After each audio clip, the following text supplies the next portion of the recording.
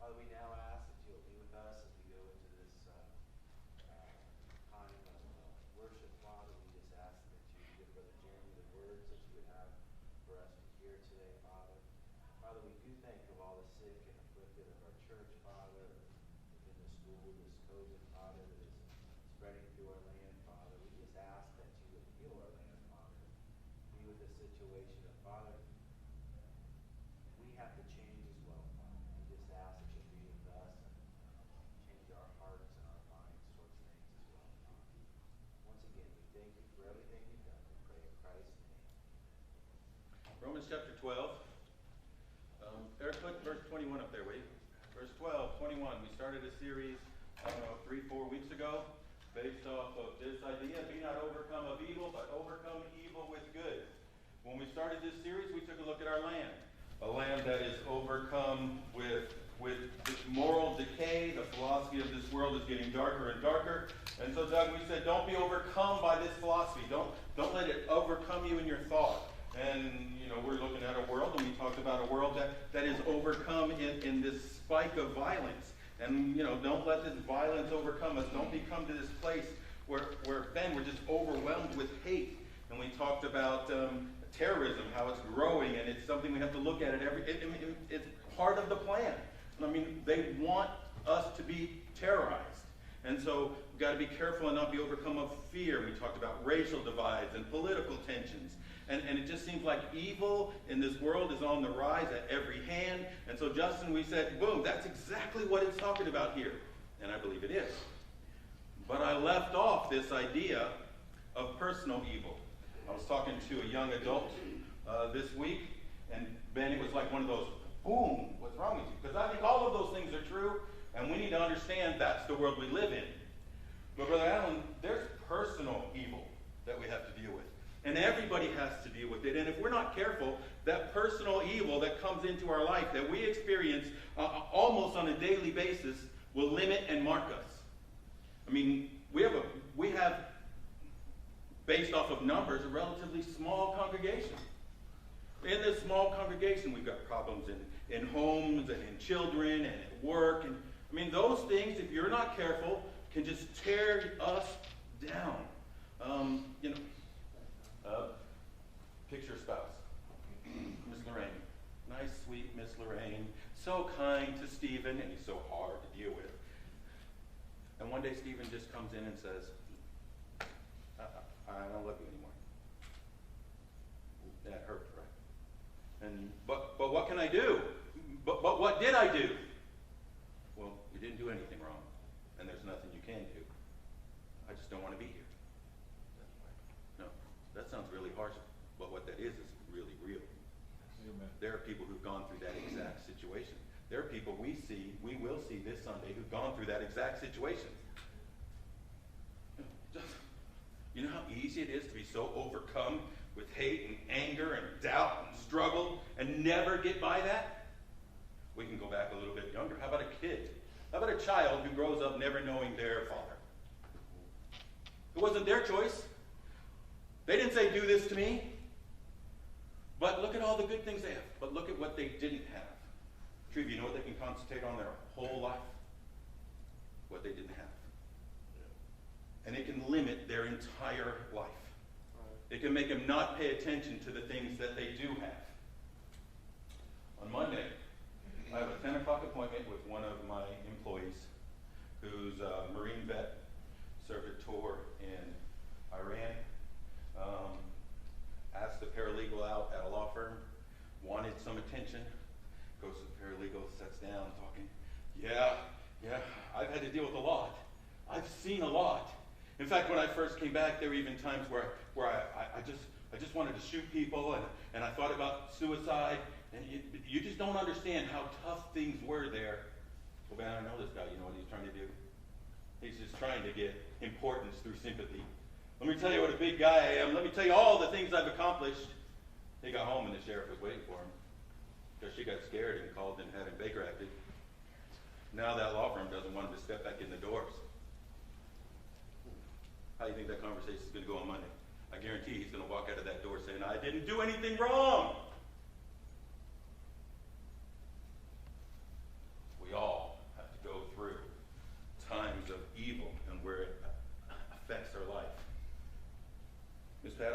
these things.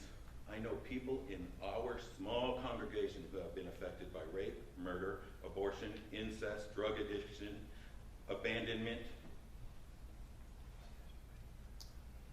Be not overcome of evil, but overcome evil with good. How do we get to the place where this evil does not overcome us?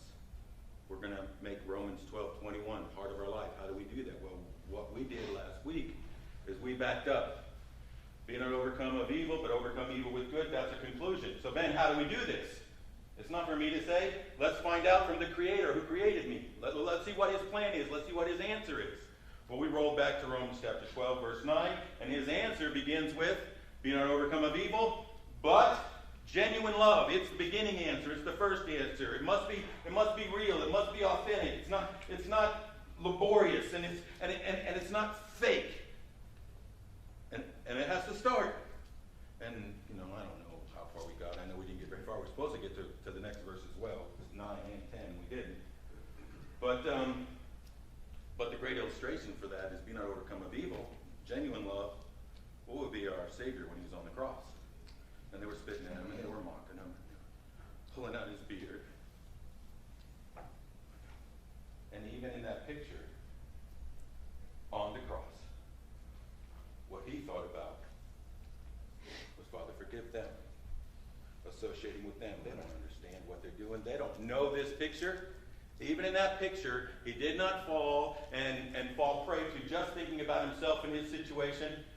It was nothing but love and care and concern. And so that's the great illustration for it. For verse 9, we get into verse 10, which, again, we should have done last week, and we need to get back on schedule. So I do want to look at it, though. Verse 10, be kindly affectionate one to another with brotherly love, in honor, preferring one another. Now, here's what happens. Brother Hamilton, we can talk about love all we want to as long as we talk about it as an idea, and people like to hear it. Justin and I can talk about how God loves us and what love is supposed to look like, and let's go to Corinthians 13 and have the ingredients of love. And it's a loving lesson, and people want it. And that's what verse 9 would be. But when you get to verse 10 and it starts telling us to love people, now the excuses start to roll out. Let me tell you why they're unlovable. You know that's true. It's okay to laugh, because this is what happens. Love is wonderful, and it's great, and it's the answer. And what the world needs is love. Start loving. Whoa. And so when it goes from verse 9 to verse 10, but I think this is really what it's talking about. Paul actually talks about this a lot. He talks about it in Corinthians 13. He talked about it in Philippians. He talked about it in Galatians. I just want to read a couple of verses so we can go through here. Eric, give me Philippians chapter 2. Well, it would fit right there. But did you crash? No, it jumped on me.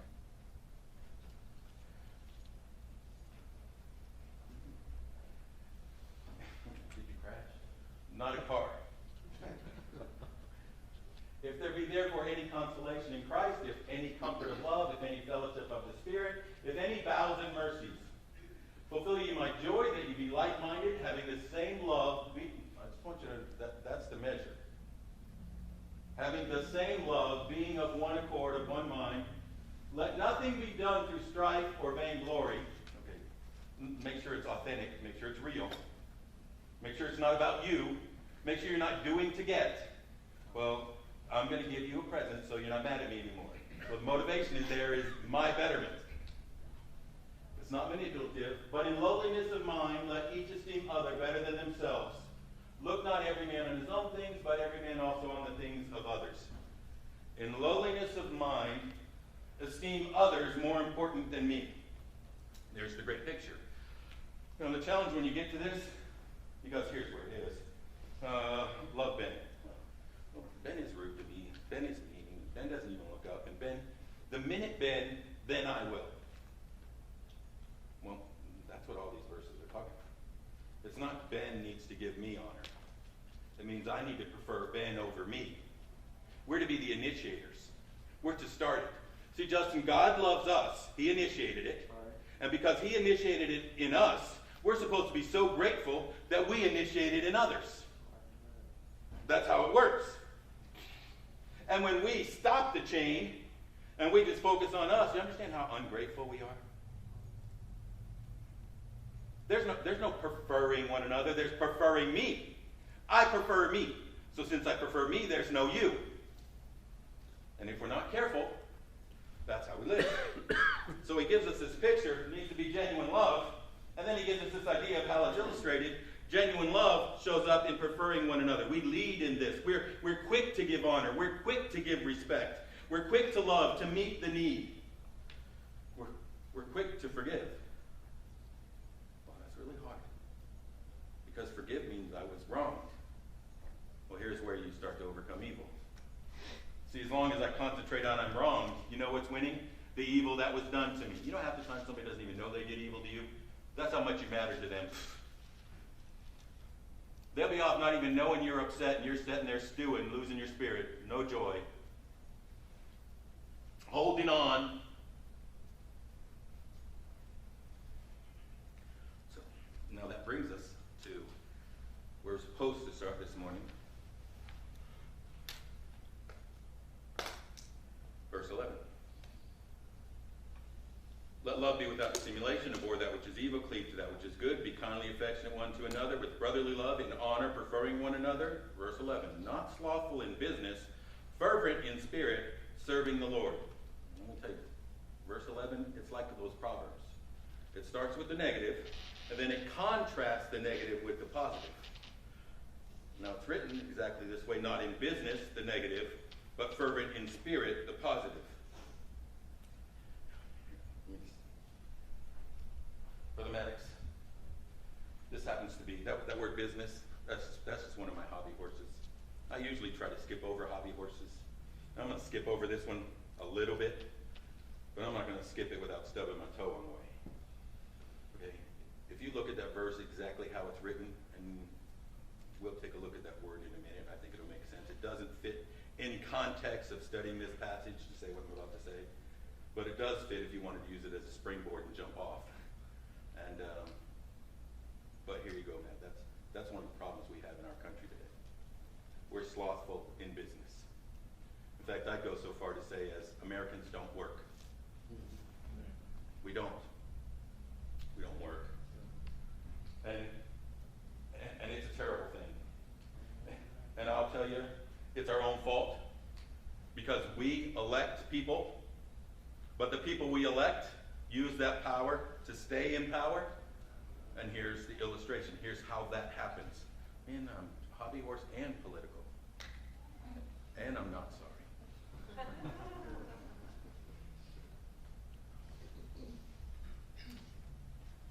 Do this quickly.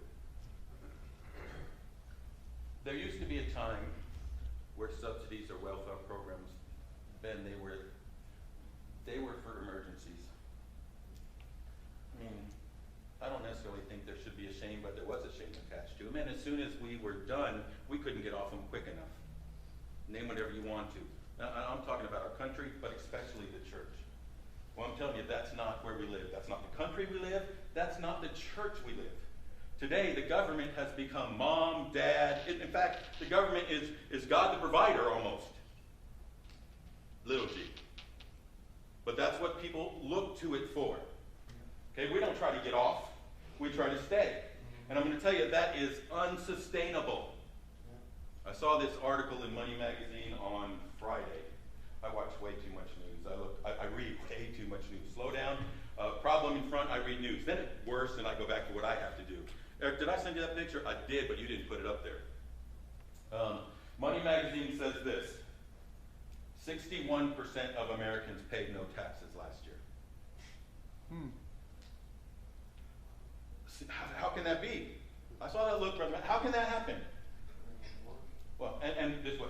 No, I pay taxes. I pay $2,000 taxes. Well, here's how that is. If you earn $10,000 earned income tax credit, you didn't pay that money in. So if you only got back $8,000 and you're saying, I paid $2,000 taxes, no, you didn't. You paid nothing. If you get back more than you paid in, you didn't pay in.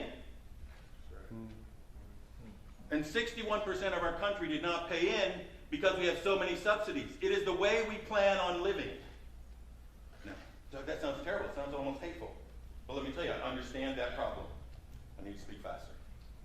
Here's how I understand that problem. Educator. Doug, you always end up stuck in a hot seat. You know, you have kids, they don't understand this. Well, here's what happens. Take that child and tell that child that he can work OT every single week, and if he works OT every single week, he'll make $200. Got to keep math simple so I can think. And he'll make $200 a week, 52 weeks. He'll make $10,000 extra in a year. Do you want to work it?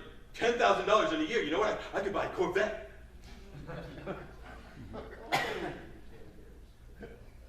Okay? Yes, you can. Put in the effort, and yes, you can. It is the opportunity provided to you. But now let me tell you what the problem is. You earn that extra $10,000 a year, and young person, this is what's going to happen to you. You're going to go from a 12% tax bracket to a 22% tax bracket. You're going to now pay 10% more. Makes sense stuff. But you're also going to lose so much money out of your earned income tax credit. You're going to lose so much money in your subsidies. You're going to have to move out of that apartment and move into one where you pay completely everything. It's going to cost you money. You will lose lifestyle to make an extra $10,000 a year. Now, Brother Allen, why is that kid going to do it? You see, we built a government that says, stay where you are, be happy with the little I give you, I'm in control, I'm in power. And any study will tell you this is what's going to happen. Recently, I've talked about a couple books. If you haven't read Watch Me Needs' book, Let Us Pray, it's online. Please do it. It's a great book. It's under 100 pages. If you haven't read his book, that's why I'm trying to get little books, because I know if you get big books, nobody gets through it. Preface is all you get. If you haven't read the book, Normal Christianity, under 100 pages, great book. I'll give you another great book. I think any kid who needs extra credit, so this is the book they got to read. It's called The Law. It's a pamphlet. It's under 100 pages. It was written by Frederick Bastille, and in it he talks about this thing called legal plunder. Today we would call it transferred wealth. Okay, it talks about legally taking from me to give to you. And it kills the motivation. It makes us dependent on the state, which is exactly where we are right now. And it's so hard to cut the bottle off. Just stay where you are. Stay happy. We'll tell you what's good. So, you get that kid. Hey, teacher. You get that student. And you get them to realize the picture of what we've created. They're not creating freedom by giving you things. They're creating their own power in your dependence. Take a young person. Little longer. I can just start back over right here next week. Take a young person and say, look, Matt, you have a choice to work on Fridays and Saturdays, stay home, pay your way through college, be 22, 23, start with no debt, with no bills, and your first check be $38,000, $40,000. Look at what you can build with your life. I mean, that's a good sell. Where you want to be, reverse engineer, this is how you get there. There's some points, some dippers. There you go, help out. You don't necessarily help her, but when she picks the guy and starts dating him, help him. Make sure he has a brain. Where do you want to be? This is how you get there. Sounds like a good plan. But then he starts looking around, and that means he's working on Friday, and that means he's working on Saturday, and that means he's driving a beat-up old car, and that means he still has to get the fall stuff and put up the Christmas stuff and take the trash out for Mom. Oh, what a sacrifice. But then there's his friend who has 4 cars in 4 years and goes out every Friday and just seems to have fun, and we call it enjoying the college life. And Brother Allen, when it's all done, you wipe off their college debt. Now, what's the motivation to struggle? What's the motivation to do it right? You just wait for the government to bail you out. Become a big enough problem. Call evil good and good evil. There's no responsibility. There's no challenge. Anyway, I expect you to fix this, educator. Next generation. And I believe, actually, if we spent some time, I believe I can make that illustration from this verse. But I want to look at this verse and studying it. So if you take a look at not slothful in business, fervent in spirit, that's a contrast between the two. Brother Max, it doesn't actually make sense if we're talking about business. Not slothful in business, fervent in spirit. Our work and our spirit, not exactly, the same object. So how does it go? Well, I don't make apologies for the King James. I think it's tough on purpose. We should study it. When we study it, it makes more sense to us and it applies harder. So you begin to study this. And business is actually the word spout, S-P-O-U-D. An exact literal translation would mean haste or hurry. So here you go. It's don't be lazy in your hurry. Now you understand why it's business. And it would make sense if you understand our business is kingdom business. So it gets to this, Matt. Don't be lazy in your hurry. Well, what are you hurrying to? Don't be lazy in your energy. Well, where's your energy invested? It's really this idea of your zeal. Don't become lazy. Don't become disinterested. Don't overlook your zeal. Don't lack purpose in what you do. Don't lose your care. But be fervent in your spirit. Fervent has this idea of heat, of passion. If you look at the word, it brings the heat.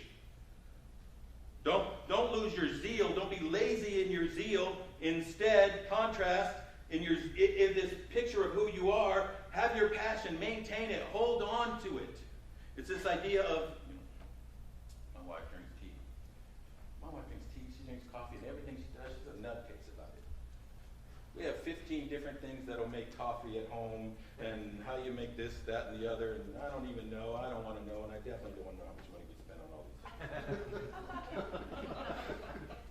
What you don't know won't hurt you. Well, it does hurt, but I don't know that it hurts, so I just, la, la, la, la, la. And Brother Allen, when it comes to tea, she's just as bad. It's got to be full leaf tea from this person and this color and this whatever, and I don't know, so I can't talk about it. Again, la, la, la, la, la. But I do know how, yes, but I do know how you make tea. Well, you pour it in the cup and you get a tea bag. No, you don't.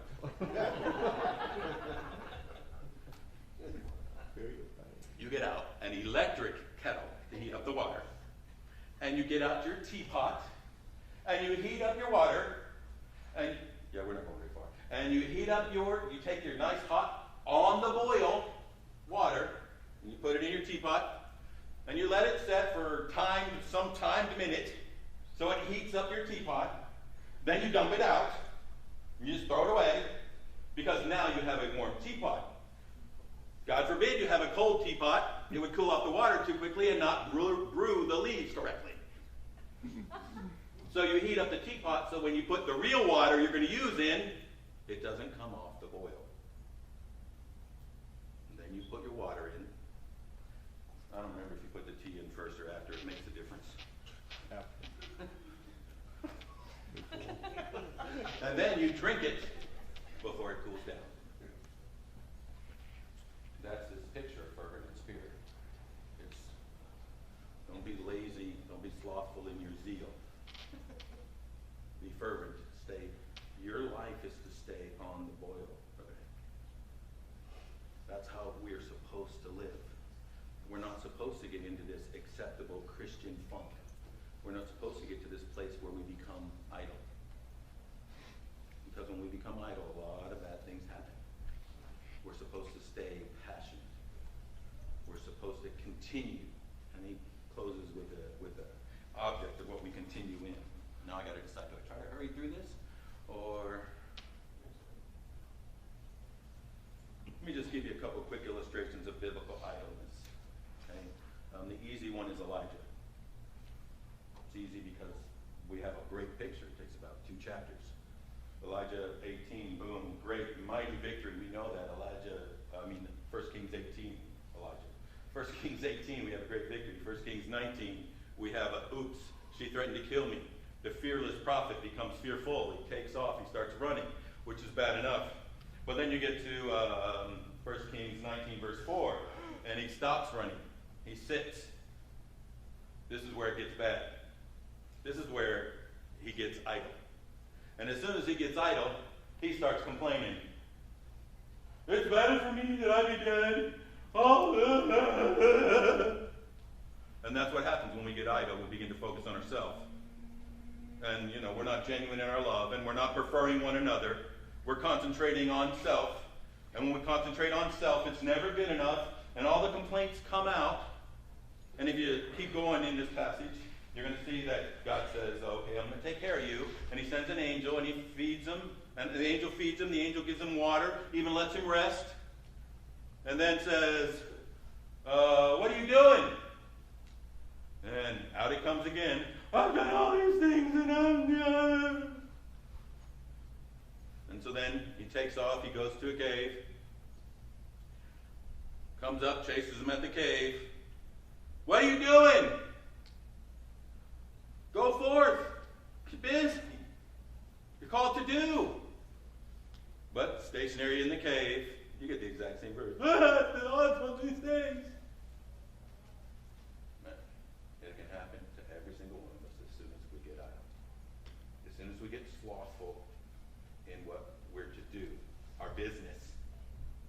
As soon as we quit hurrying and being zealous and having the energy and the purpose, and the focus loses the purpose, and it becomes the feed me purpose. I'll give you a couple others. Jeremiah said, good prophet Jeremiah, don't you agree? We spent like a year and a half going through. Good guy, right? Up to the point he says, I'm not going to speak in his name again. Jeremiah tried to quit. Peter says, I'm going fishing. It's really easy to do, which is why he says, don't get slothful in your spirit. Don't get slothful in your business. Don't slow down in what you have to accomplish. And in response to a verse like that, we spend all our time on the internet or on our phone or watching TV, and I'm not going to make any of those things bad. I'm just going to tell you they should not overcome us. And it is so easy for them to do exactly that. David got idle. We don't want to talk about when David got idle because it's really a bad picture. Been getting idle costs a lot. The results can be tragic. Which is why, we have verses like, I don't know if I gave you these, like Ephesians. Oh yeah, I did, yeah, they're up there. Ephesians, redeeming the time. Well, that's not idle. That's hurrying in your business. That's continuing in the gospel kingdom work. And in fact, redeem the time. Why? Because it's evil. Don't let the evil overcome you. Hebrews gives us a direct command. That ye be not slothful. Oh, there's that whole lazy thing again. It's almost like the same person wrote all of these. Imagine that. That ye be not slothful, but followers of them through faith and patience inherit the promises. Good things happen if we keep going. So, we get this picture. Now, I still got 12 minutes. By the way, we can talk about, I want to be very practical. We can talk about that, and it's like, so far, this is like talking about love. We love to talk about love. Let's just not talk about doing it. Okay, we can talk about the struggles and the dangers, and Ms. Pat, all that's fine. But I want you to understand how this looks. I mean, how this happens in our life today. And I put down a couple things to try to make sure I got these. You're a young parent, and you're trying to make order out of chaos, because that's what young parents have to do. With children, with building a home, with building a relationship, husband and wife. Let me tell you, there's 3 different areas there that can cause a whole lot of chaos. And you're not even throwing in work or finances or all the stuff on the outside. And so in trying to do this, they're working, they're churching, they're doing everything they can to do it right. But they begin to just feel like things are becoming increasingly more futile. Overwhelmed, discouraged, it just creeps in. And they'll finally get to the place where this is just hopeless. No more effort, no more seeking, no more chasing. There's just no energy left. There's loss of motivation. They lose heart. And this happens inside the church to like church people, like kids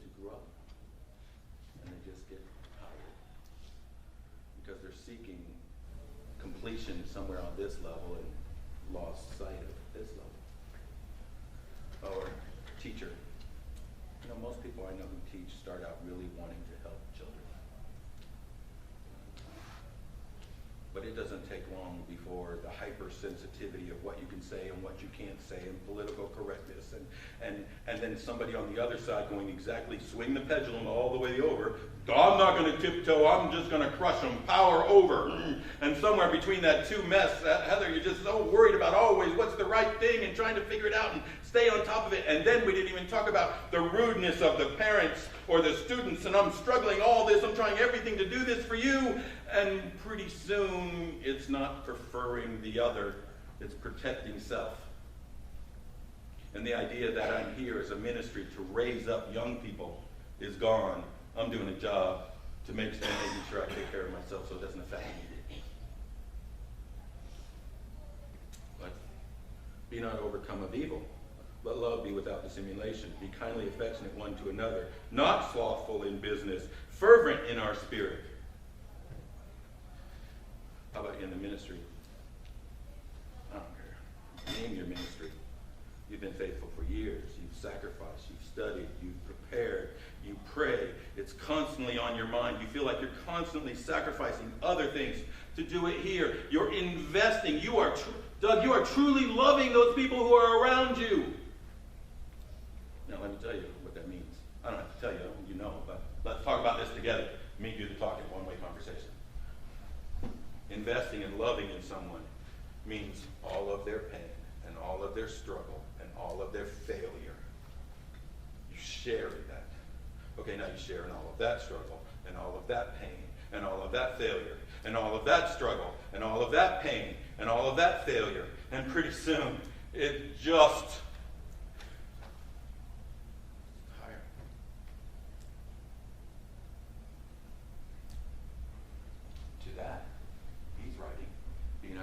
of evil. Maybe it's not even that. Maybe in the ministry, the problem is you fall, and you get back up, and you fall, and you get back up, and you fall, and you get back up, and you're just tired of getting back up. If I wasn't in the ministry, would I have to get back up? And the things we can convince ourselves.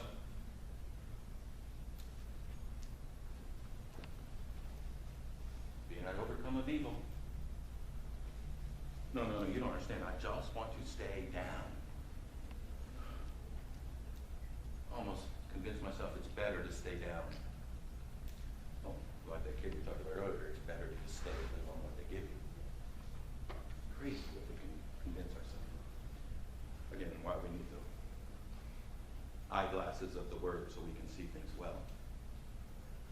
So we can wash off the crud, so we don't become overcome with the evil.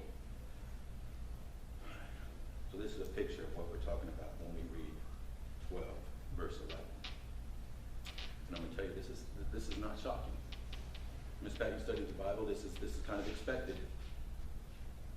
Christ would say in Matthew, towards the end times, what's he going to say? The love of men, he's going to grow cold, not hot, not on the boil, cold. Revelations would say we've left our first love. The next chapter in Revelations would say we're not cold, nor are we hot. We're just stuck in the middle somewhere. And here's the fact. Miss Lorraine, you can go home. You can make this great lunch. And as soon as you put it on the table, it's hot. But you know what happens? You've taken it off of the heat. And the longer it sits on the table, apart from the heat, the cooler it's going to get. It is the nature of things to cool down as soon as they're separated from heat. You got this? It's the nature of you and I to cool down as soon as we're separated from the heat. Now you understand why it's so bad when we become idle? When we stop. When we remove ourselves from what heats. I like old books. I like old writers because they're not consumed with the challenges of this world. When they write things, it's different. Okay, it doesn't have the filter of what the world today is telling them. Octavius Winslow, who's famous for writing the boys, not famous today since he wrote them in the early 1900s, late 1800s.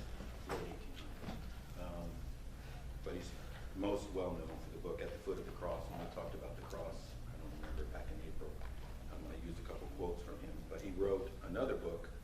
How's this for a title? You know this ain't today because no one will have a title like this. The Personal Declension and Revival of Religion in the Christian Soul. Yeah, that's how you have to read his writing too. So what did he say? But in his preface, I don't have to go very far, he writes this. There is one consideration more humbling than another to a spiritually minded believer. That is, after all that God has done for us, there still exists in the heart a principle, the tendency of which is to secret, perpetual, and alarming departure from God. Okay, this is what he says. Interpreted. We're supposed to be smarter than they were back then. I got to read things 5 times to understand what somebody understood it full speaking English. This is what he said. What's shocking to us as Christians, what we really struggle with, is knowing that inside of our heart is the desire to come off the oil. As a Justin, we struggle with the desire to cool down, to run from the responsibility, the challenge, the work, the business, the kingdom things to do. We struggle not to be loving. He said it's secret. Sometimes we don't even notice it. We deceive ourselves. We're darkened. We can't see. It's perpetual. We always need the heat. And it's alarming. It is shocking when we come to our senses and we say, how far have I come? How could I be so cold? How could I have allowed myself to become so selfish? How could I have done so much damage? I used to be how am I so far away?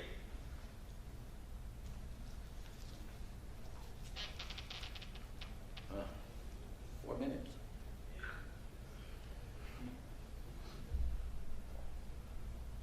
So how do we stay hot? How do we apply the heat? Well, stay in this chapter, and the first thing we have to remember some things. Remember, Christ redeems. 12 verse 1, I beseech you therefore, brethren, by the mercies. Remember what he's done, Pat. The mercy of God, what he has done for us, it is both our motivation and it is the power that allows us to do this. It's probably going to take up most of the time. Martin Lloyd-Jones, another guy I listen to. I don't read him, I listen to him. And it's usually, you have to listen to it a couple times because anything you can find from him is, from 1950. He died in 1981. I think he was born in the late 1800s. I think he passed away. He was also a doctor, so I guess he was a good doctor since he lived so long. But man, just a pretty clear way of saying things. And when I was doing some research on this idea, I found this. And this comes from a sermon, actually. This is where you cheat. You turn on, you take your phone and turn on Google so it starts gathering the words, and then you play it and you go back and do the edits. You have to type it all. Good tip. The danger at this point is to say something like this to yourself. Well, I've lost that something for which I had, and obviously, I'll never have it back again. So I'll just go on. I'll go on formally. I'll go on out of habit and out of custom. I'll go on as sheer matter of duty. I've lost the thrill. I've lost the joy. I've lost the abandon. That's gone, and it's undoubtedly gone forever. What can I do? Well, I've just got to put up with it. I've resigned myself to my fate. I'll stick to it. I won't be a quitter. I won't turn my back. I won't resign. Pat me on the back. I won't go out, but I'll go on feeling hopeless and with no fervency and no heat. Here they go on and say, my dear friend, if you and I have come to regard any aspect of this Christian life as a task and as a duty, that we have to clench and set our teeth in order to get through it, I say we are insulting God and we've forgotten the very essence of Christianity. Now this is the point that gets me, Justin. What do I mean? I mean this. This Christian life is not a task. It's not a list of tasks. It's not a bunch of things to do. The Christian life alone is worthy of the title life. This Christian life is living. It is life itself. This alone is righteousness and holy and pure and good. This alone has hope. It is the kind of life the Son of God himself lived. It is the kind of life God himself in his own holiness lives. And it has been given to us.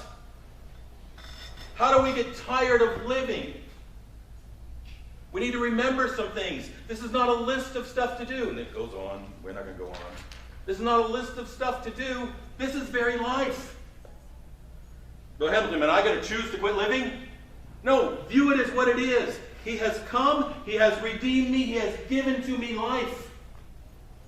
It's not a ball and chain, Brother Wayne. I'm a good guy. I still have it. I'm holding on to it, see? It's life. He redeemed us and gave us life. What we think and how we view has a great effect on what we do and how we make our decisions. And then the time's out. There are two other things we'll grab on next week. Maybe. Christ restores us. He not only redeems us, he restores us. And then it closes with this idea here. Serving the Lord. Christ also reigns. And all of these are affected by our viewpoint. Brother Maddox, we close in word of prayer this morning. Dear Heavenly Father, we thank you for thy word. Thy word is truth. It is hope.